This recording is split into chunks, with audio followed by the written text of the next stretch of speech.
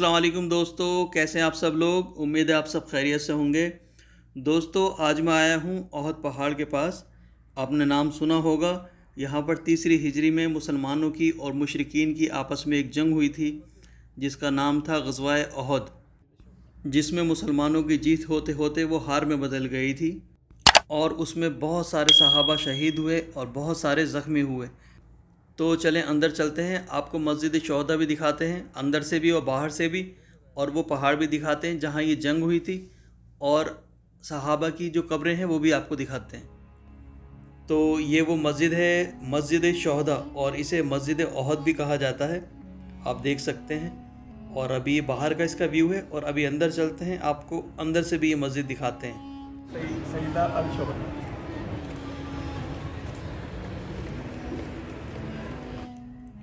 तो हम मस्जिद के अंदर आ चुके हैं और यहाँ पर आप देखें कितनी खूबसूरत मस्जिद है ये।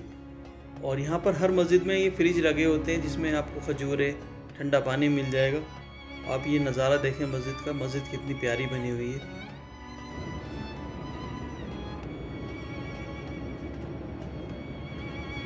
अच्छा, मैं मदीने के मेरे कम से कम 6-7 बार मैं आ चुका हूँ इधर, लेकिन यहाँ मस्जिद शोहदा में मैं पहली बार आया।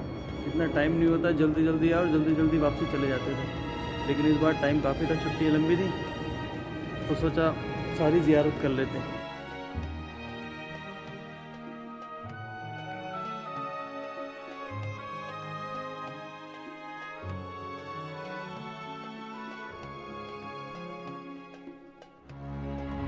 माशाअल्लाह बहुत प्यारी मस्जिद बनी हुई है। तो आपने ये मस्जिद देखी, चलते हैं बाहर की तरफ।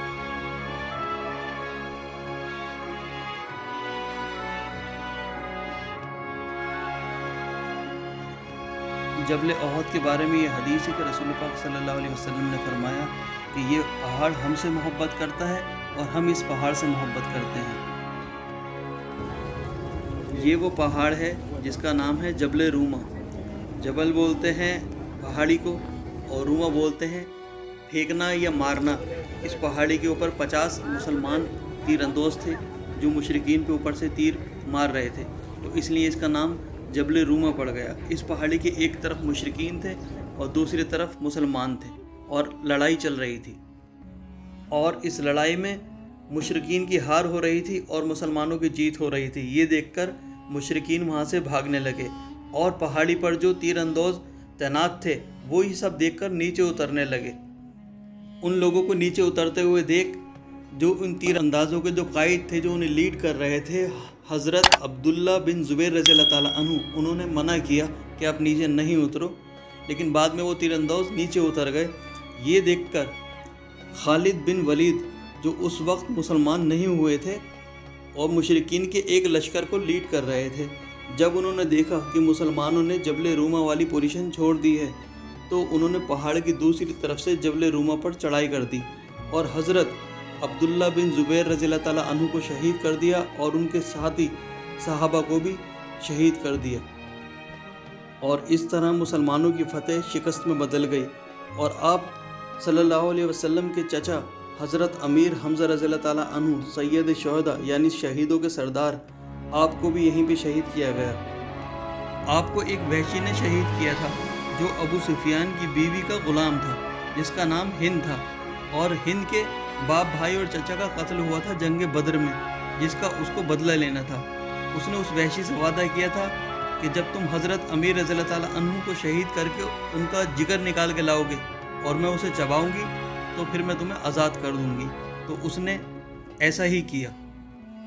और ये वो कब्रिस्तान है, इसकी अभी बाउंड्री कर दी गई है क्योंकि बहुत से लोग आते हैं बिद्दत करते हैं, तो इसलिए ये लोग इसकी पहले तो शीशे से बंद कर रखा था, अभी तो फिर भी थोड़ा खोल दिया है।